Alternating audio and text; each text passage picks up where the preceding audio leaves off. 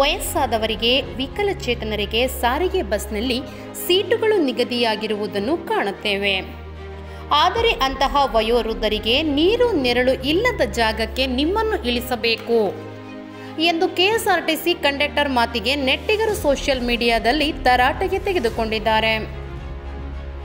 ಹೌದು, ಚಳ್ಳಕೆರೆಯಿಂದ ಸಾಣಿಕೆರೆ ಕಡೆ ಹೊರಟಿದ್ದ ಕೆಎಸ್ಆರ್ಟಿಸಿ ಬಸ್ಗೆ ಪ್ರಯಾಣಿಕರೊಬ್ಬರು 1 ಕೆಜಿ ಮೆಣಸಿನಕಾಯಿಯನ್ನು ತನ್ನ ಟವಲ್ನಲ್ಲಿ ಕಟ್ಟಿಕೊಂಡು ಬಸ್ಸಿನಲ್ಲಿ ಪ್ರಯಾಣ ಬೆಳೆಸಿದ್ದಾನೆ.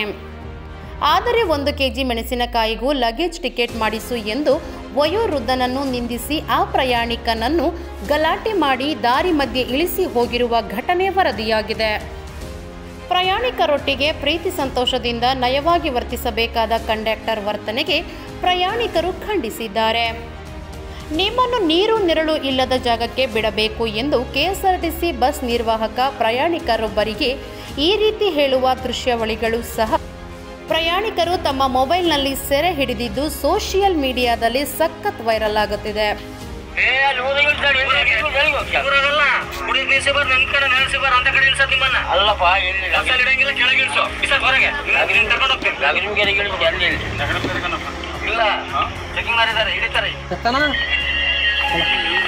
ಆಮೇಲೆ ಬರುತ್ತೆ ಹೆಂಗ ಮಂದಿ ಅಂತ ಟಿಕೆಟ್ ಕೊಡಲ್ಲ, ಏನು ಕೊಡಲ್ಲ.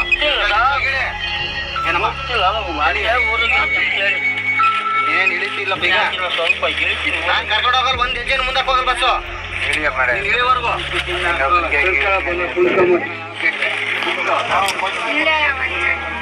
ಒಂದ್ ಹೆಜ್ಜೆ ಮುಂದಕ್ಕೆ ಹೋಗಲ್ಲ ಬಸ್ಸು. ಎಲ್ಲ ಊರಲ್ಲೂ ಮೆಣಸಿನಕಾಯಿ ತಗೊಂಡ್ಬರ್ಬಾರ್ದು, ಕೈ ಬಿಡಪ್ಪ.